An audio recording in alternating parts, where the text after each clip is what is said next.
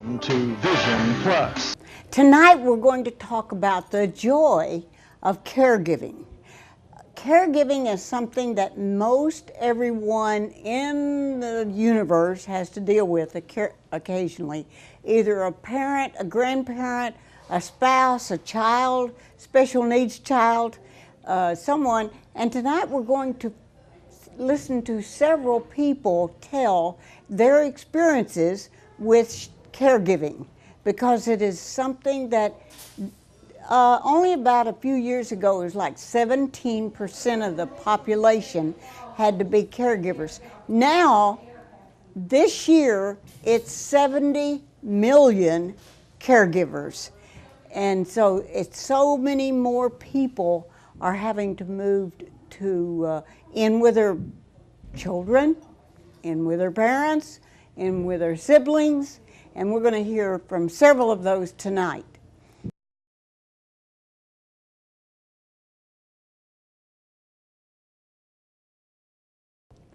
Our Father in heaven, we ask you to be with us tonight, each one here and all of those that's out in TV land. We ask you to be with us because so many of us are caregivers, or will be sometime in our lives. And we thank you for all the blessings that you've given us and that you keep bestowing on us. We ask you to be with those who need you, those who love you, and those who you love. And they don't know yet that they love you, but they will. And we ask you to just be with each one of us tonight as we go through this program, and be with Bonnie and all the participants, and just give them a special grace and favor. We ask it in Jesus' name. Amen.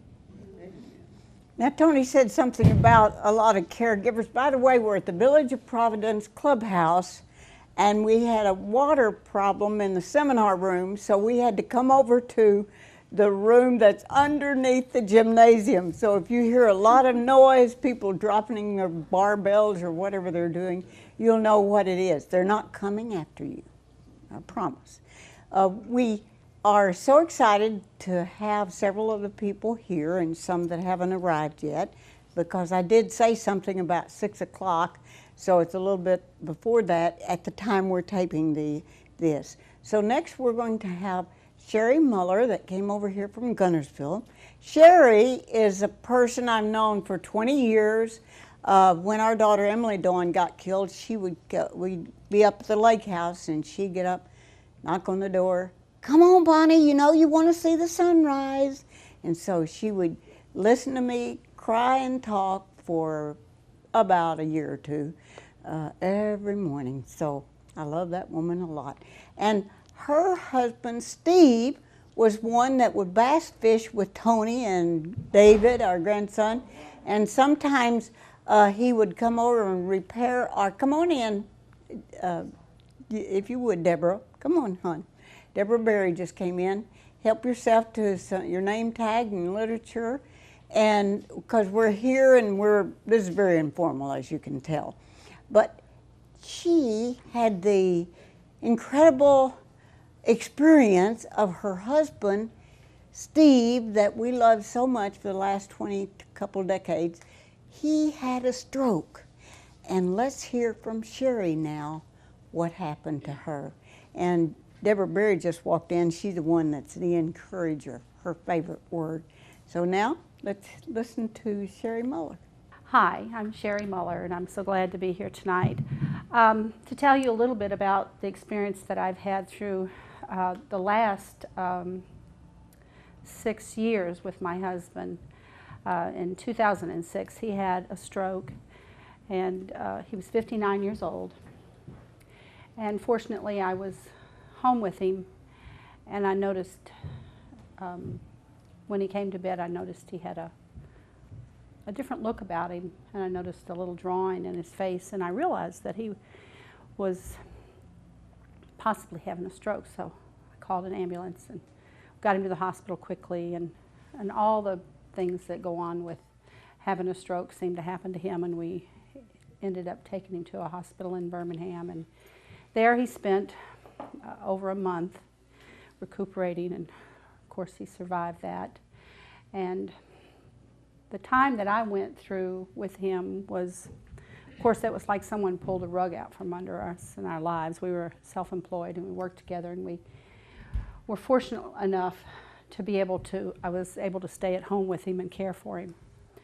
But through that time of caring, it was some of the things that I gleaned from that was, of course, the closeness he saw in me that he never thought about before. And I remember him saying to me, "You must really love me."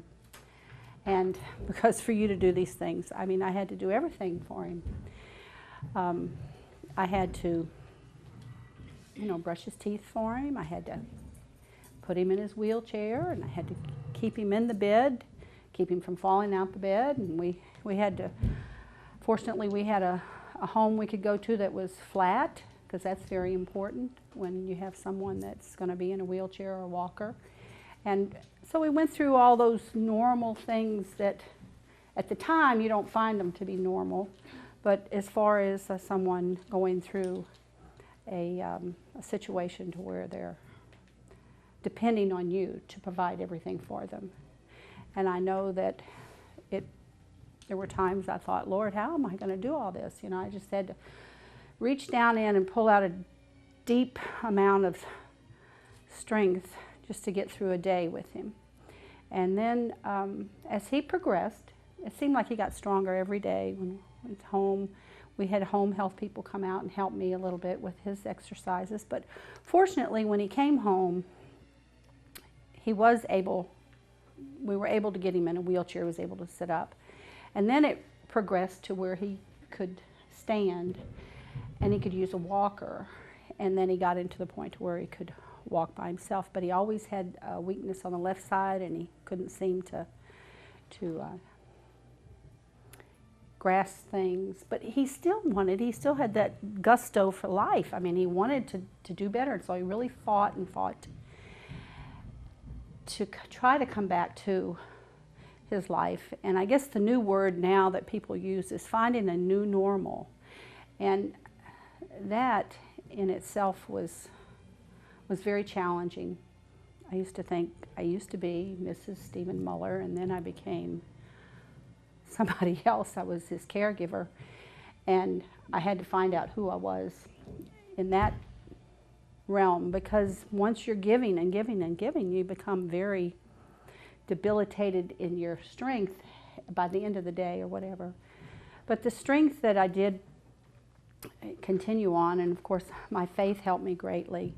And but he wanted to do things. He was always wanting to do something. He wanted to ride a bike. He wanted to drive his car, and he didn't have the mobility.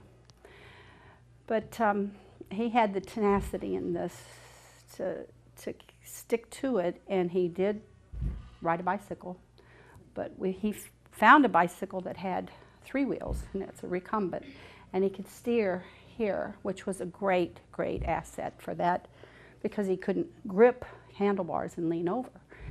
And but in his life now, he still wanted to do things, and he had a deep desire to reach out to people. At our church, they were taking a trip to Montana. I remember thinking, he said he wanted to go on this mission trip to Montana, and it was going to be at a wilderness Bible camp, and he's in a wheelchair. And he was going to have to be in a dorm with boys and men, and I was going to be in a dorm with women. And I thought, how are we going to do this? How? But I just took it as it came. And I think as being a caregiver, I couldn't focus on anything else at that time. I had to focus on him and getting him through the airport. And I remember that first trip. He's in a wheelchair, and of course they do accommodate you somewhat, but you still have to get from point A to point B. And that was just like a blur to me. It was very, very taxing on me and him as well, because he didn't want to be in that situation. He didn't, and he could see it was straining me. But I guess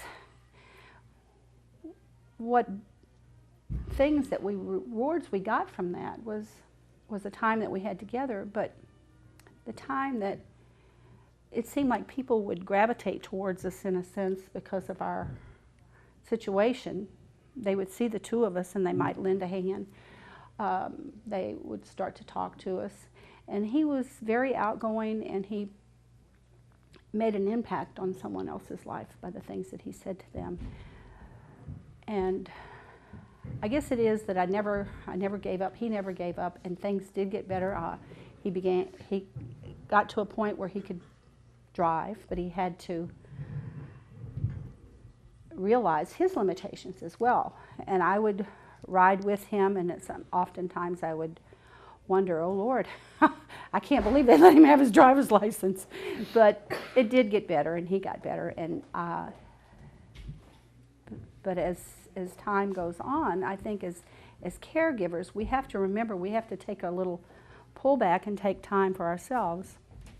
When he got strong enough that he could stay at home by himself, I took on a little job to where I would just go out and wait on tables. My friend had a restaurant, and I did that, and he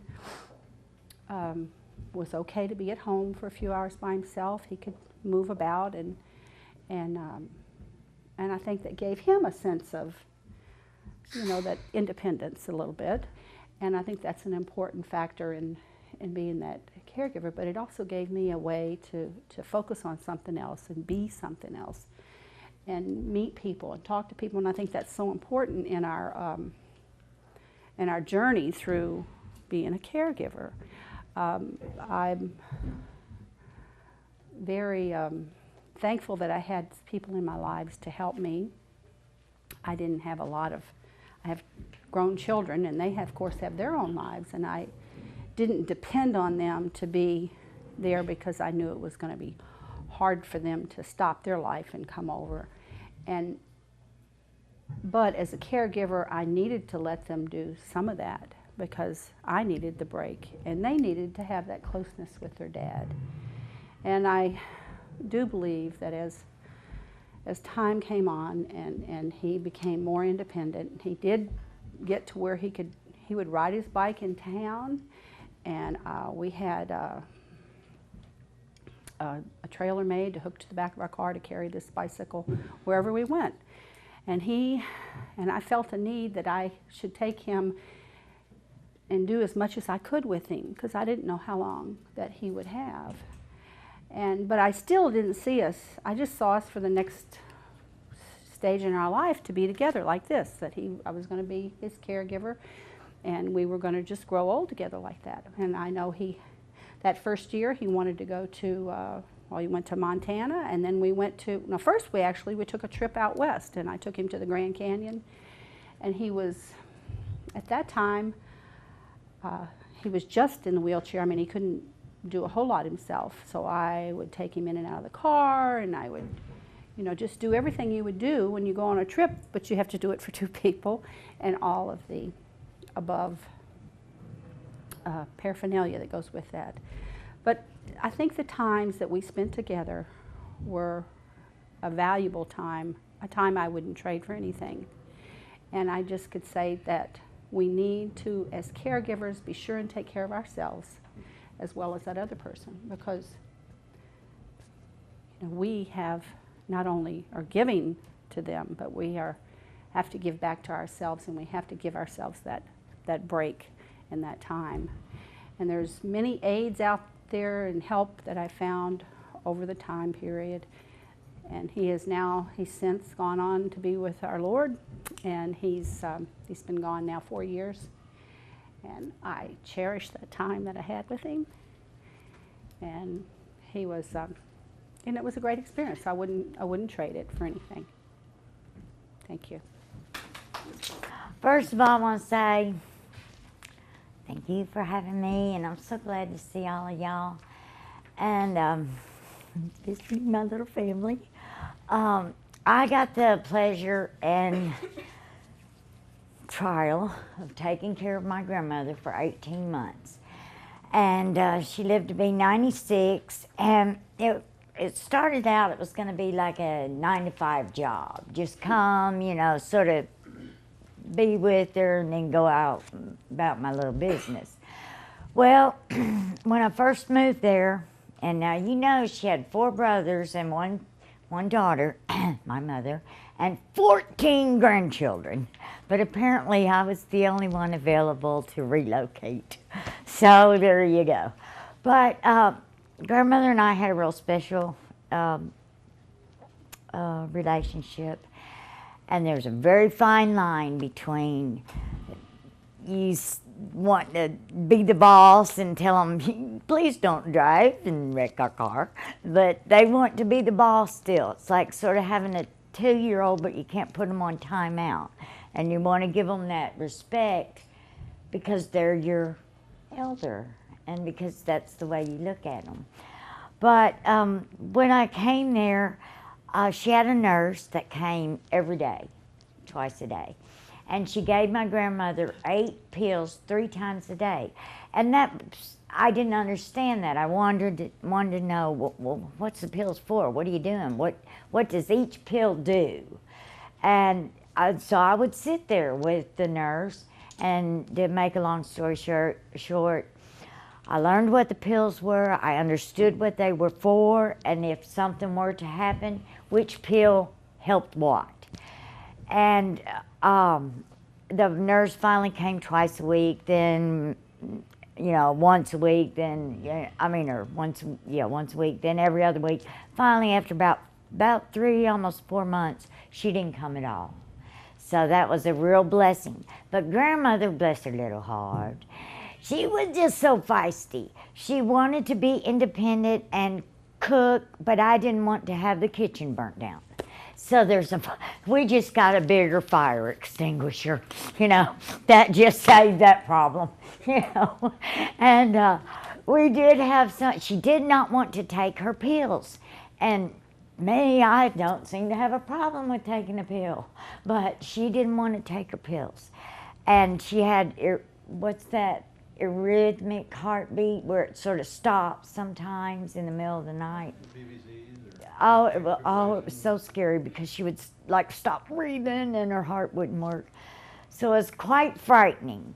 But if you're, as the caregiver, if you're freaked out or nervousy, which I apparently, as y'all all know me, I am definitely not the calmest bulb on the branch. So we all can agree with that. But if you appear to be freaked out because, oh my gosh, my loved one has quit breathing, then they're going to maybe not respond so well. So when grandmother would hide her pills or not want to take her pills, I would put out, we made a little game of it. I would put out my vitamins, my little, B12 and my little, CQ10 and, little vitamins to make me healthy. And we would make a little game out of it to see which one of us could take our pills the easiest. Then we would get chocolate. So I tried to always win. And then it was another thing that was really hard. I thought, because I wanted to remember Grandma as my grandmother and as always being the boss. But you can't let them run out in the street, and she kept wanting to wear, she didn't want to wear good clothes. The poor woman's 90 freaking 6. What are you saving it for, But you can't say that. And you have to show respect without being bossy. And there's a very fine line because you love them and you want to see them be the very best they can be. On a good note, I also turned Grandma on to Taco Bell and to McDonald's. She'd always worked on a farm, always raised her own vegetables, never ever really went to a fast food place. Well, luckily we didn't live very far away from a little McDonald's, and on a certain day, every Tuesday, they would have 50-cent ice cream cones. And for everything else she would forget, but Tuesday come along, Deanna, it's Tuesday, it's McDonald's, and she would remember that, and we would go over there. And then she never had a Taco Bell. So there were some really good things that you could get out of it, without it just making you, like, when I would get like so overwhelmed, I'd just go in my room and cry, just shut the door. But when she was there, I wanted whatever she wanted to do, I wanted it to be fun and let her feel like she was in control. And Lord knows I wasn't, but we all tried. We managed, and it made it. I learned a lot of good things and learned a lot of respect for her knowledge of the past, and just, I take it as a blessing and one of the most cherished times of my life. And I just would say, with anyone that's looking into this, just remember that even though they may forget some things, like who doesn't, but as time goes along, for an Alzheimer's patient, for example, instead of saying, Susie, do you know who I am? You walk in the room and you say, hey, Aunt Susie, this is your granddaughter, Deanna, or this is Joe Blow, your husband, or whomever. And that right there takes some kind of panic off of their mind so that they know who you are, or they don't have to worry about, I can't remember who this is. It's just like, if you think of it like this, when you're on an airplane, or as all of us have taken trips, the first thing the pilot says when there's turbulence, when the masks come down, he says, put the mask on you first. Because if you are not breathing, apparently you cannot help your child, your spouse, your loved one, or whomever, because if you're like out of it, then those people are going to be. So just take that into consideration and take care of yourself first, and then you'll be a better caregiver to anyone else. Susan owns a company that barters, and I think that everybody that is in a situation where you may need some services you can't really pay for, but you have some other gifts, she's one that you will want to know. And Susan not only owns that, but she owns Huntsville Grapevine. You'll have to hear more about that. She takes care of her mother. Come on up. Her son had a very bad car accident. When Bonnie asked me to come and speak, because I guess I should start from the beginning. My dad passed away about 10 or 11 years ago, and my sisters and I took care of him for 2 years. And so watching that very strong person that you're used to taking care of everything and seeing them, his mind was perfectly clear until about a week before he passed away, but over a 2-year period, just physically more and more not being able to take care of things. That's very hard, because he was always so proud and such a private person. But it allowed us time to spend together and to maybe revisit some things that we wouldn't have had a chance to, and come a little bit closer. And about 3 years ago, I've worked for myself for 20-something years in different capacities, and about 3 years ago, my son, well, I was on the phone with him, and he told me that he had left a friend's house, or he had left our house, he was headed to a friend's house, and that he'd talk to me later. And I hung the phone up, walked into a store here in town to meet my sister. I was in there maybe about 10 minutes, and I heard just the traffic report on the radio that said there's been a bad wreck in North Limestone County. Take a different route. It's in front of this store, take a different route. And I looked at my sister and I said, that's Trey. And she thought I was crazy. And I said, no, that's Trey. And I couldn't get him on the phone. So I finally found the number of the store, called, and I said, I've heard there's been a really bad wreck. Can you just tell me what kind of car it was? And they said it was a young kid named Trey. If you know his mom, call her. And I said, this is his mom. We found out later that there was an EMT who had gotten off work early to go and mow his yard that wasn't supposed to be there. He worked in Huntsville, was in North Limestone County where my son was at, had med flight and the fire department a block away in his phone. There was a nurse at the gas station that he just pulled out pumping gas. So everything was in place to save him. He had a ruptured aorta, fractured skull, collapsed lung, leg broken 3 places, ear ripped off, and physically he should not have survived. They were very wonderful at saving his life. The thing that we weren't aware of at the time was that he also suffered traumatic brain injury. And that was never really addressed. So we have dealt for the past 3 years with everything that goes along with traumatic brain injury. He has lost every friend that he has.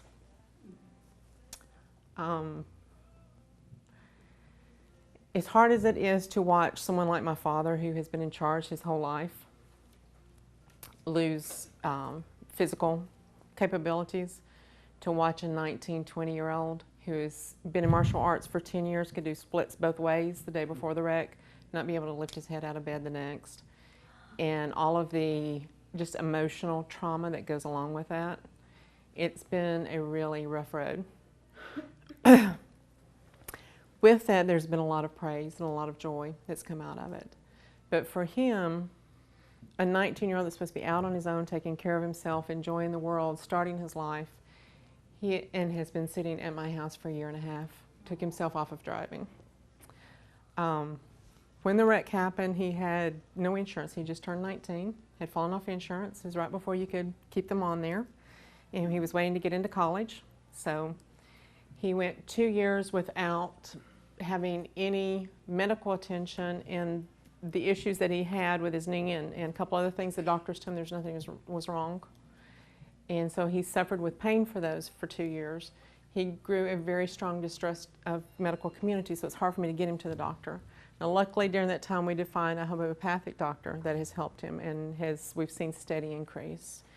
And me looking back at where he was when we started, he can't see it as well, but me looking back, he's made such amazing strides.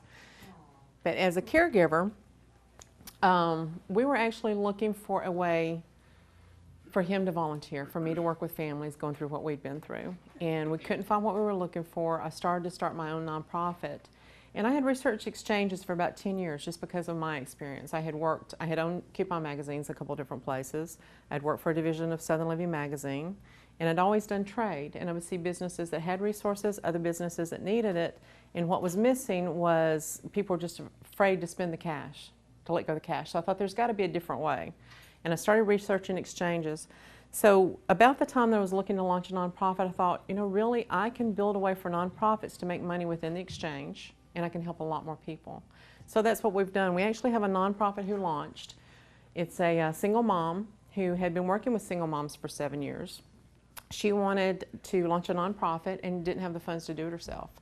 So with the ways that we had created within the exchange for her to earn income, she paid for her accountant, her attorney, her videographer, her web design, her logo, her grant writer, her business cards. It cost her $4.80 to launch her nonprofit.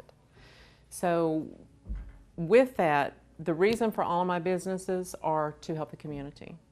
The next thing that came was the HuntsvilleGrapevine.com. It's a national community site. There's separate sites in different cities. We purchased the license to this area because I was hoping to have something for my son to do from home. And when I saw that he couldn't do that, I decided to take it over and do it myself. And with that, once again, we allow nonprofits on there free of charge. My vision for it is for every nonprofit, every support group, every church in the area to have a presence on it, so that when people are going through situations, one of the most frustrating things for me is nobody could tell me where to get help. Nobody could tell me what to plug into. And so my vision, I just don't have the time to do all of it, but my vision is to create one central place where people can find all that, where they can find the support groups and the resources and whatever they need, just a community.